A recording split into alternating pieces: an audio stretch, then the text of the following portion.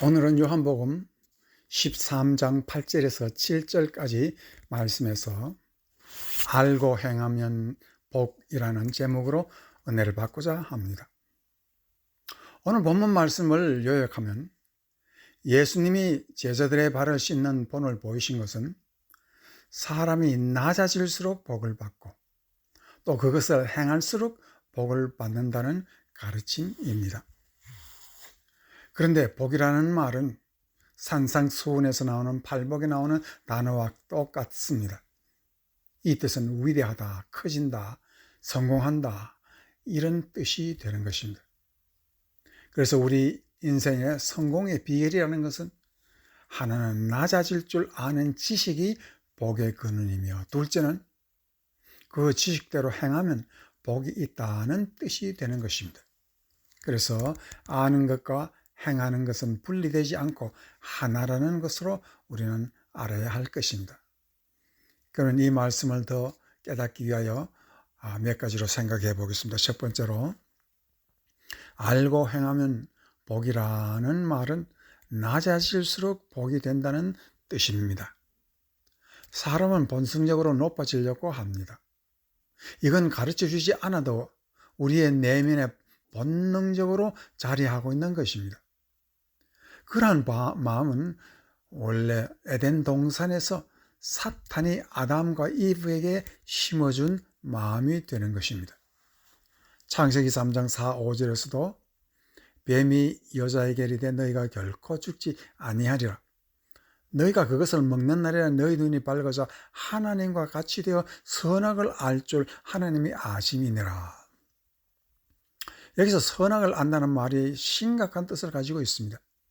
그리고 그 지식으로 하는 것 같이도 된다는 뜻이 되는 것입니다. 이것은 뱀이 높아지려는 마음을 준 빌미입니다.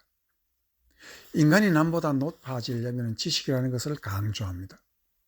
이 말은 아주 강하게 유혹되는 말이 되는 것입니다. 지식으로 세상을 정복하고 사람을 굴복시키는 힘이 되는 것입니다. 이와 같이 세상은 아담 이브가 유혹을 받은 날부터 지금까지 높아지는 지식을 우리가 배워왔습니다. 그러나 낮아지는 지식은 가르치는 사람이 없습니다. 낮아지면 남에게 굴욕당하는 줄 또는 죽는 줄 압니다. 그러나 그것은 뱀이 말하는 것이요, 예수님은 그렇지 않습니다. 이러한 사상을 깨부시는 말씀이 바로 산상수훈의 팔복의 요지입니다. 팔복의 핵심은 사람이 복이 있어 위대한 사람이 되려면 먼저 마음부터 낮아지라고 가르칩니다. 그런데 그 낮아짐이 얼마나 무한하게 버리고 낮아져야 한다는 것도 또한 말하고 있습니다. 마태복음 5장 3절에 보면 심령이 가난한 자는 복이 있나니 천국이 그들의 것이며 라고 말하고 있습니다. 사람이 얼마나 버려야 천국이 들어찰 만큼 내 마음을 비울 수가 있겠습니까? 무한히 비우라는 뜻입니다. 그런데 예수님은 그 본을 우리에게 보인 것이 예수님의 탄생 그 비밀이 되는 것입니다. 빌립보서 2장 5절에서 9절 말씀에 너희 안에 이 마음을 품으라. 곧 예수 그리스도의 마음이니, 이 마음이 어떤 마음이겠습니까? 곧 비우는 마음이겠죠. 6절, 그는 근본 하나님의 본체시나 하나님과 동등됨을 취할 것으로 여기지 아니하고 오히려 자기를 비워 종의 형체를 가지사 사람들과 같이 되셨고 사람의 모양으로 나타나사 자기를 낮추시고 죽기까지 복종하셨으니 곧 십자가에 죽으시니라. 이름으로 하나님이 그를 지극히 높여 모든 이름에 뛰어난 이름을 주사라고 말하고 있습니다. 뱀은 이브에게 하나님과 동등되라는 것을 가르치고 있습니다. 그러나 예수님은 비록 하나님이지만 동등됨을 취할 것으로 여기지 아니하셨다 했습니다. 그리고 낮고 천한 종의 형체로 자기를 비우셨습니다.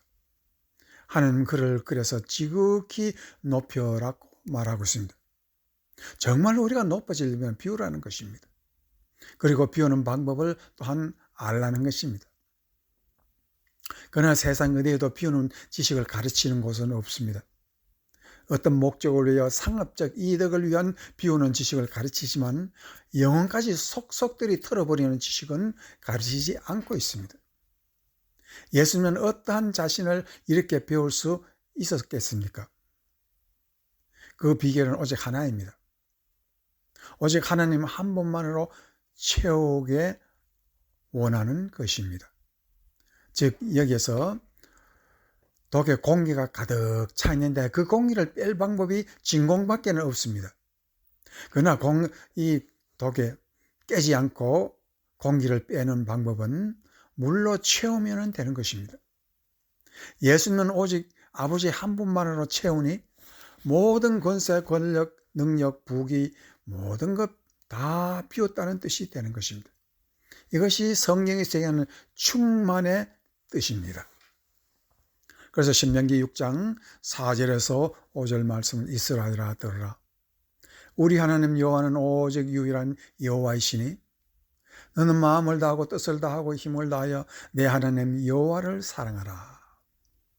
유대인은 이 구절을 시마 이스라엘이라고 말을 하고 있습니다. 이스라엘아 들으라는 뜻이겠죠.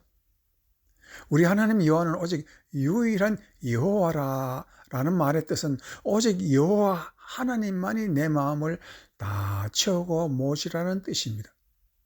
그리하면 하나님께서 우리의 필요한 모든 것을 아시고 온전하게 채워줄 것을 말하고 있습니다. 그러므로 우리의 빈자리가 이 마음의 빈자리가 복으로 충만하게 될 것이라고 말하고 있는 것입니다. 욥기 23장 8절에서 10절 말씀에 그런데 내가 앞으로 가도 그가 아니 계시고 뒤로 가도 보이지 아니하며 그가 왼쪽에서 일하시나 내가 만날 수 없고 그가 오른쪽으로 돌이키시나 배울 수 없구나. 그러나 내가 가는 길을 그가 아시나니 그가 나를 단련하신 후에 내가 순금같이 나으리라 라고 말하고 있습니다. 욥은 어느 하루 자기의 가진 모든 것을 다 잃어버렸습니다. 순간에 바람과 풀과 칼이 와서 자기의 소유를 탈취하고 말았습니다. 그래서 욥은 그 이후 아무것도 볼 수도 없는, 알 수도 없는 인생을 살고 있습니다. 그러나 하나님은 그를 통해서 찬양을 받았습니다.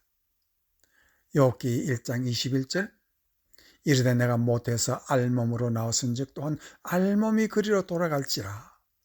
주시니도 여호와시오 거두시니도 여호와시니 여호와 이름이 찬송을 받을 실지니다 라고 말하고 있습니다. 이 고백은 욥은 자기의 모든 것을 다 비우고 여호와 하나님 한 분으로 가득 채웠다는 말입니다. 그러하니 앞으로도 뒤로도 보이지 않는 내가 하나님이 나를 인도하시고 계신다는 것을 알 수가 있었습니다. 하나님은 내 갈 길을 아시고 나를 단련하신 후에 순금같이 만드신다고 하십니다. 그 말은 내 모든 것을 다 비우니 하나님으로 나를 채우고 내 눈에 모든 것이 보일 것 같아도 아니 보이는데 그런데 내 눈 대신 하나님이 나의 눈이 되어주신다는 그런 뜻이 되는 것입니다. 그리고 나를 단련하시고 순금으로 만드신다는 것입니다. 이것이 바로 산상수훈의 결론이 됩니다. 그래서 산상수훈 마태복음 6장 33절에서 34절 말씀해 보면 그런즉 너는 먼저 그의 나라와 그의 의를 구하라. 그리하면 이 모든 것을 너에게 더하시리라. 그러므로 내일 일을 위하여 염려하지 말라. 내일 일은 내일이 염려할 것이요 한날의 괴로움은 그날로 족하니라. 세상 나라와 또한 예수님의 나라의 차이는 하나라고 말하고 있습니다. 세상 나라는 네 배를 채우고 채울수록 빈곤해집니다. 그러나 하나님의 나라의 의는 하나님 한 분만 모시면 모든 것으로 채워주신다는 것입니다. 그 결국 하나님은 나의 내일을 염려 없게 하시고 세상 나라는 아무리 채워도 염려 근심이 더욱 가득해진다는 뜻입니다. 세상에는 사는 방법이 여러 가지입니다. 그러나 두 가지로 분류할 수가 있습니다. 하나는 세상 나라를 위해 사는 길이 있고, 하나는 세상에서 나라는 자신을 위해 사는 길이 있고, 하나는 하나님 나라를 위해서 사는 길이 있습니다. 그 차이는 그 마음에 나타난다고 말하고 있습니다. 그리고 그것을 분명히 스스로 깨달아 알 수 있다고 말합니다. 내일이라는 막막한 미지의 세계를 개척하는 일은 인류의 과제입니다. 마치 앞에서 욥이 말한 같이 내가 앞으로도 보이지 않고 뒤로도 보이지 않고 좌우로도 보이지 않는 내 자신의 앞길이지만 하나님은 나의 앞길을 아신다는 것입니다. 그 엄청난 과제를 위해서 세상 나라는 근심 걱정으로 하려고 합니다. 그러나 아무리 근심 걱정하여도 하나를 해결하면 더 큰 문제가 생기고, 다른 것을 해결하면 더 알 수 없는 일이 생기는 것이 인생 세상사입니다. 인간은 끝없이 내일을 개척하려고 고민합니다. 그러나 그 길이 있을까요? 그 길은 예수님은 오직 한 가지 비우는 일이라고 말을 하고 있습니다. 그리고 여호와 하나님으로 채우는 일이라고 말합니다. 그래서 다윗은 이렇게 우리에게 충고하고 있습니다. 시편 2장 1절에서 3절 말씀에 보면 어찌하여 이방 나라들이 분노하며 민족들이 헛된 일을 꾸미는가? 세상에 군왕들이 났으며 관원들이 서로 꾀하여 여호와와 그의 기름 부은 자를 대적하며 우리가 그의 맨 것을 끊고 그의 결박을 벗어버리자 한다 하셨습니다. 어떻게 우리가 낮아지겠습니까? 아들에게 입맞추라고 합니다. 그 아들이 바로 예수 그리스도, 하나님의 아들입니다. 그 아들로 채우면은 우리가 얘기하는 구약 성경에서 그리스도, 예수가 채워지는 것이고 여호와 하나님이 그 자리에 채워지는 것입니다.